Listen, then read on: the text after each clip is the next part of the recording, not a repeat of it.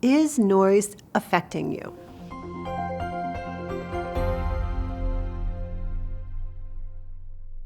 In an increasingly chaotic world, silence has emerged as a new commodity, a coveted asset that takes many forms.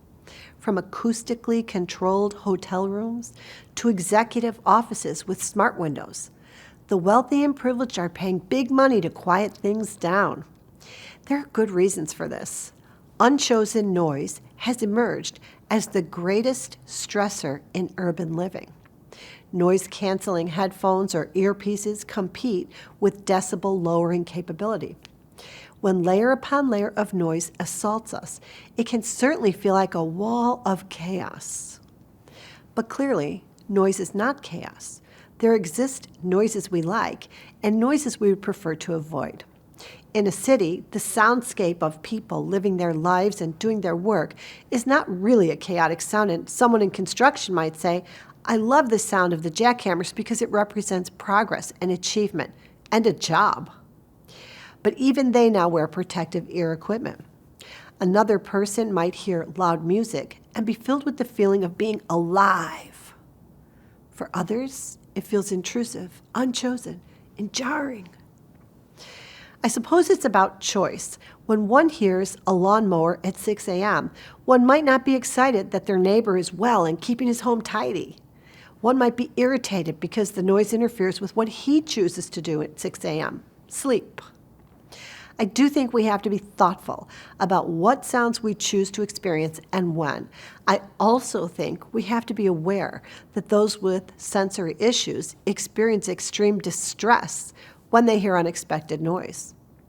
Also, the sounds we make could be crossing the boundaries of another person. So, music in the car or your favorite book on Audible, that should be a mutually agreed upon decision by all passengers. This is good manners. And silence isn't the worst thing, it's really the best thing when it becomes your friend. Now, when we consider a truly wonderful painting, think about it, for example, we tend to study it silently. The experience of the artist enters our awareness, and we wonder about that person, the time in which the person lived, and what we were looking at in front of us. An observer once noted that every person is deaf when they look at a painting.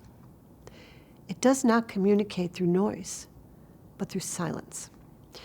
Why is this important to us? It's important to us because we have to pay close attention to what makes it difficult for us to self-regulate or simply be peacefully.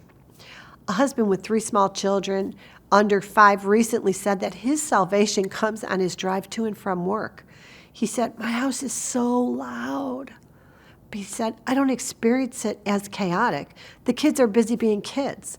That said, I love getting into my car and keeping absolute silence all the way to work. He said, it keeps me sane. This man has identified his need accurately, and he's reverent about it and protecting it, and he never turns on the radio or any noise.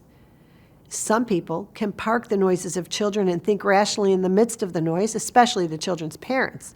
But this man, while doing that, also treated silence like a precious commodity because he did not have a great deal of quiet at home. Now, we might ask ourselves this question: am I getting enough silence? If we feel anxious or revved up, is it before, during, or after a great deal of uninterrupted noise that we have not chosen? Take a look at this aspect of your life. Silence isn't just important for wealthy people. It's important for all of us, just like meditation and prayer. Searching your life for silence can be the first step to understanding what prayer might be. And even without the intention of connecting with what we cannot see, silence is a life-giving component of our human experience.